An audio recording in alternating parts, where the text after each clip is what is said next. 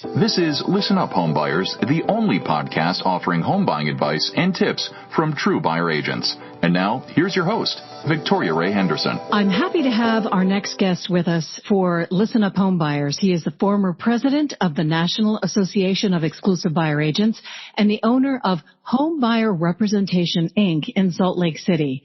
Welcome, Ben Clark. Thank you.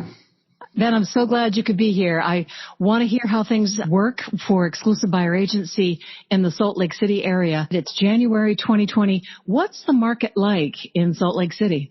The market in Salt Lake City is still hot. You would expect, we did actually have a little bit of a slowdown at the beginning of winter, but it started to heat up again already. We're here in January and we've got clients who are competing with multiple offers on some properties, and inventories at a low, especially for existing homes. Building is going crazy. A lot of people are moving to Salt Lake and they're not able to build homes fast enough for the number of households that are being created locally and for, again, those that are migrating into the state. I'm looking at a map as I'm talking to you, and it's just so incredibly beautiful. You have the Great Salt Lake. Obviously, you've got these incredible mountains everywhere. Besides the great outdoors, what's bringing people to Salt Lake City? So jobs is one of the things. Our economy is one of the best in the country, and it's attracting a lot of the businesses and the young entrepreneurs and the tech industry. And you've got a lot of people who like to move out here because there are good jobs, and there's also a lot of, like you said, the outdoor lifestyle. Now, just so nobody misunderstands, the Salt Lake is not beachfront like you would imagine others, but we do have other lakes around, Utah Lake, and we've got a number of reservoirs and places to go skiing and fishing and, some man-made lakes where you can take out your canoes and things like that. Yeah, so that beautiful body of water is not a place where a lot of people hang out. That's right. Right.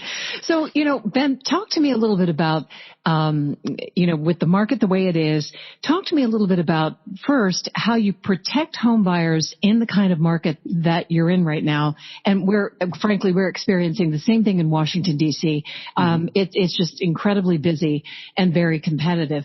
But how you protect, but also the steps that you go through when you sit down with somebody the first time that, they come across your brokerage. What's it like to work with you?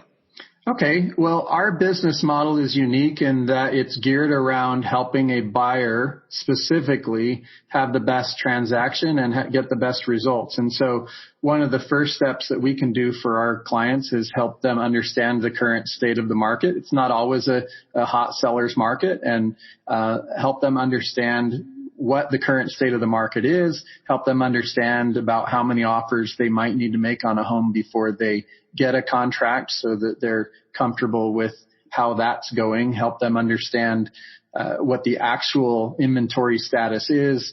And we mentioned that there is what appears to be, and there actually is, inventory is low, but it's not quite as low as what the active homes on the market are. If you look back at homes that have been on the market in the last 2 months that are under contract or sold, there's quite a few more typically that fit a client's criteria. And so helping them understand what's actually going on and not just what they hear from friends and other agents and what's in the news and such. Could you talk to me a little bit more about what you just said? So not just what's on the market, but what's been happening a month or two before. Flesh that out a little bit for me.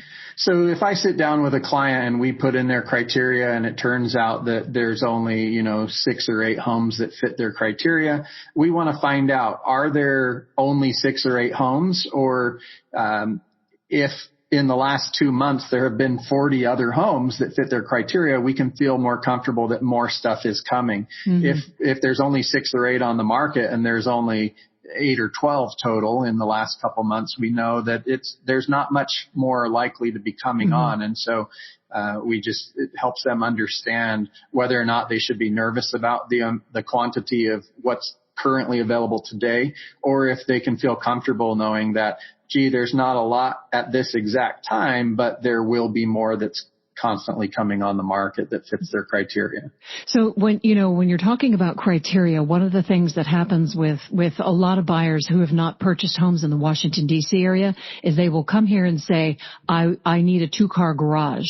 Mm-hmm. And if you are anywhere close to Washington D.C., you are paying a premium if you can find one at all. Mm-hmm. It isn't a real common thing closer in to the city. Mm-hmm. And having said that, you can find buildings and condo buildings and so forth that will have a garage, but that's one of the first things that we try to work with if they have to shape and change their criteria. What are some of the things that might be tossed out if somebody isn't finding what they're looking for in Salt Lake? So primarily the reason that we end up with very few homes is, number one, their criteria may be not matching with reality. They may want something in a price range that type of home just doesn't fit. Sure. Yeah. Or they may want new construction in an area that was all built out 50 years ago, so we just need unrealistic. Yeah. We need to find out if they're unrealistic. If it's not that, but we're still there's just not very much on the market. Yeah. A lot of people who own, especially existing homes, are happy to stay put right now. They got in when interest rates were low, appreciation is on the rise, and they're not interested in moving. They're just going to sit there. So you don't have a lot of inventory for existing homes. And so, if that's the case, it's just a matter of, can we wait long enough based on how often homes are coming on the market, or would we consider changing some things? And this is, I think, what you were alluding to. You may change the price range, but that's obviously not what we want to do if we're already kind of set with that. Sure. But we could change, the number of bedrooms or bathrooms. A lot of homes in Utah have basements, and whether you may have a client that wants a 4-bedroom home, but they can get into a 3-bedroom, 2-bath home with an unfinished basement where they could finish, the space in the basement. Gotcha. Or, lot size, is something we can play around with. A lot of the newer construction are, or at least, in the last 10 or 15 years have been larger homes, but on smaller lots. And a lot of the newer home buyers or homeowners don't necessarily need a 1/4 acre anymore, or, a 1/3 acre. They're happy to, if they're both working, to have a home where they've got space for a pet to run around and kids to play ball, but it doesn't have to be huge, Right. Other, square footage, we can play around with the size of the home. Anything that's got some sort of a quantitative figure attached to it, we can expand and contract those. We have programs in Baltimore and in Washington, D.C. for first-time home buyers, different kinds of programs that will encourage people to either live in the city, or they'll give them, if they take a class, they can, maybe not put so much down on a home. Do you have programs like that in Salt Lake? We do. What we run into a lot here is a lot of our clients do have decent incomes. And so because the median house price in Salt Lake County right now is $381,000, the income limitations on a lot of the first-time buyer programs essentially makes they can't buy anything. Right. No, if they can afford to buy a $300,000 home, they make too much to qualify for the first-time buyer program. So interesting. Okay. I don't know if that's going to correct itself over time, but right now, even some homes are listed by these community development, redevelopment nonprofits, and they put them on the market, and they're putting them on the market at a price where if you qualify to buy it, you can't really get in. The one exception to that is the larger your family size. So if you've got a couple with, 5 or 6 kids, then their income can be higher. And so they may be able to squeeze into some of those properties if they've got a larger family size. But if you're a first-time buyer and it's an individual or, a couple, and they don't have children or don't have very many children, most likely they make more than they would need in order to qualify for the assistance. So if I'm coming to you and I have never purchased a home, or I haven't purchased one in, 15, 20 years, what's the first thing that I need to know when I'm sitting down to make that purchase and to start the home search? Yeah. So the most important thing that I believe in is representation. That's our business model, is to make sure that the client's represented. And I think that buyers need to understand that if they're going to go out and start going into model homes with builders, or if they're going into open houses, or if they're looking at homes that are listed, that if they care about being represented and about getting the best outcome, then they should really be focused more on trying to find a good buyer's agent to represent them, and preferably, like you said, an exclusive buyer agent who would always have their best interests in mind. I remember when I was very much of a rookie, buying my first house, and I guess I just didn't even understand representation. I didn't understand that there was a selling side and there was a listing side. And, for people that come to you that kind of raw, there's a bigger learning curve for that kind of a buyer. There is, just because they don't know what they don't know. That's exactly right. Yeah. Primarily the clients who find me, and we have a lot of them, are very well, they're savvy, they're professionals, they're doctors, they're pilots. Even I help attorneys and research scientists, people in the tech industry, professors, computer programmers. I mean, I help anybody across the board. I've got school teachers and diesel mechanics and, people who work in nonprofit industries. But essentially, most of the clients who find exclusive buyer agency are savvy people who do research, and they can do that, on Google and what have you. They listening to podcasts such as yours.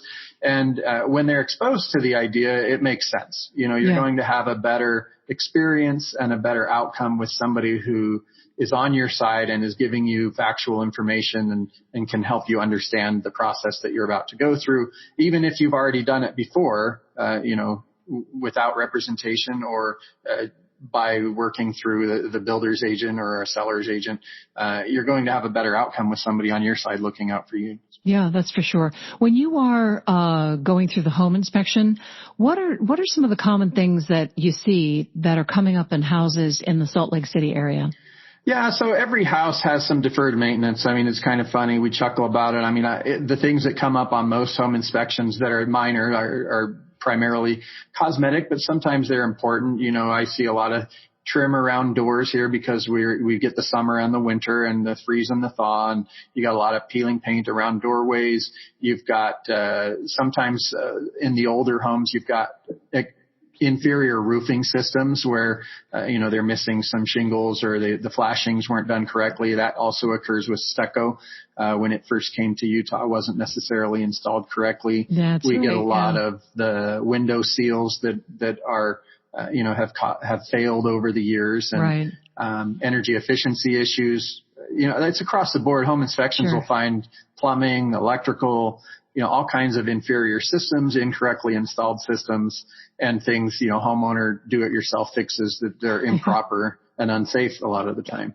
Those are always interesting to come across, when the hairy homeowner who, hey, it's always worked for me, and you get in there and it's a fire hazard, and they're lucky it hasn't burned down. Are termites a big issue where you are? Not typically. They can be, they do exist in Utah, but because of our winter, for the most part, they're actually in a little bit higher in the foothills where you've got a lot of exterior wood and pine needles and stacks of firewood from in some of the older homes, and just ground cover and leaves, and places where they can remain warm in the winter.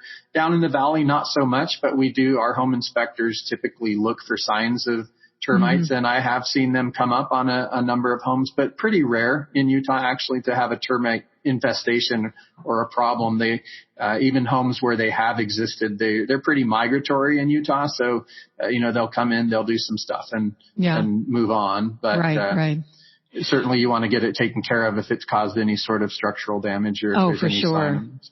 What are some of the bigger critters that would cause problems, I guess not just in the city, but in the outer communities and suburbs of Salt Lake? I mean, it looks like you could really have some wildlife. Yeah, so you come across deer and things, and a lot of people like that. So you come across deer in neighborhoods. You come across sometimes even cougars and mountain lions and things like that. There are I'm trying to think of rats, by Hogle Zoo. There's some communities where when they spray for other types of pests, the rats go running through the neighborhood, and it's kind of like a once a year thing, and people laugh about it and make fun of it. And running with the rats, like that's right. That's right. So we talked to some neighbors, and they said, hey, this is what happens, and if you're really concerned, get a cat. But everyone just kind of laughs it off. But yeah, I mean, for the most part, issues with pests, it's pretty rare to see issues with pests but I have seen mice. I have seen bees. I've seen chimneys or attics full of bees and things like that. But for the most part, we're a pretty dry, arid community, and so we don't see a lot of mold issues unless you have a constant source of water. It's a pretty nice place to live as far as that. The biggest issues that we see with inspections are primarily, like you said, either incorrectly done the first time or incorrectly done the second time by a homeowner, or just deferred maintenance, things that should be kept up on a regular basis that have been just ignored completely. Yeah, yeah. And when you had mentioned that you serve a lot of different kinds of buyers, what is bringing people to Salt Lake City? People who are not from that area, what's bringing them there to work and to live? Yeah, so a lot of people who relocate to the state are coming for jobs. We've got the tech industry and the hospitals and the universities and the aerospace and the airlines, and there's a lot of opportunities in the military, transportation, and I mean like shipping and warehousing and things like that. We're kind of in the center of the West. Right. And so a lot of that brings people out here. You also have a lot of people who came to school here and find jobs here. A lot of startup companies that come from college graduates here. You have, it's across the board. A lot of people relocate here to be closer to family. A lot of people relocate here for the summer and winter mountain sports and the outdoors. We get all 4 seasons. It's an attractive place to live. Yeah, it really, it's beautiful. I mean, there's no doubt about it.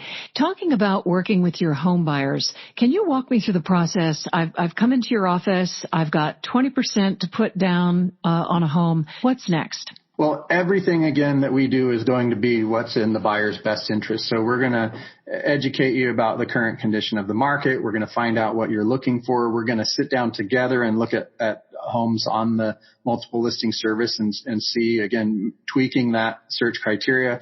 Potentially, if you're relocating to the area, discussing other areas that might get you more bang for your buck or might be closer to your work, or, discussing all the pros and cons of your home search. Once we get that together, we're going to have that go out to you as immediately when homes get listed. We can now notify you by email, and you can look at those and save favorites and rank them and make notes to us and ask us questions that we can respond to.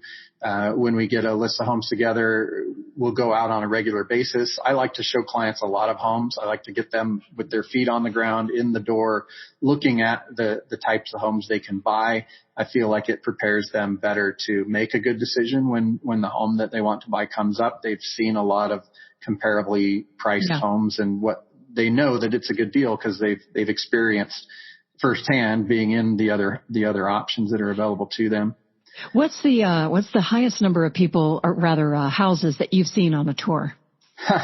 So I believe I've shown 28 homes in one day. No, you've got me beat. I thought I was going to beat you. I did 16. Yeah. Oh my gosh, Ben. I don't want to encourage buyers to come to me thinking, hey, I'll show them 28 homes in a day. It's client specific. If you're local, we'll get out and we'll see, if your geographic area is tight, we can typically see 4 or 5 homes in an hour. That was kind of the next phase. Once you've, instead of, me previewing homes, I like to kind of bring the client along to what they would normally call previewing homes. I call it speed dating. We're just kind of going in the house. Does it fit? Does it not?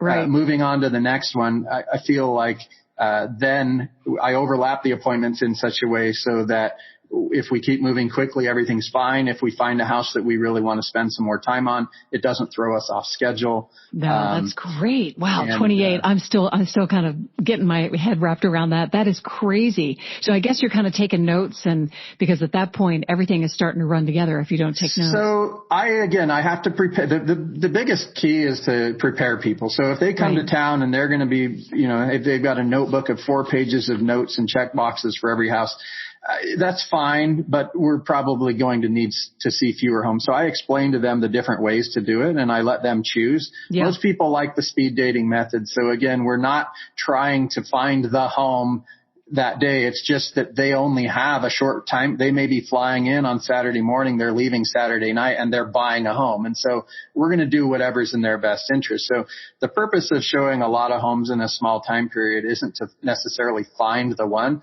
but a lot of times that's kind of the first step is let's try and narrow down what the criteria are. We on the right track? And we're going in and we're just throwing stuff away. We're not taking notes on stuff we wouldn't buy. If it's something we'd consider. And you run into both types of clients. You run into clients who would buy anything. They're just easy to please. And then you run into clients where, you may show them 20 homes and they don't like any of it. And then you have to reevaluate your criteria. So in both ways. So on the one hand, you may be telling clients, hey, let's kind of tighten this down so you're getting a better home for your money so that because you'd buy anything, let's try and get you the best home possible.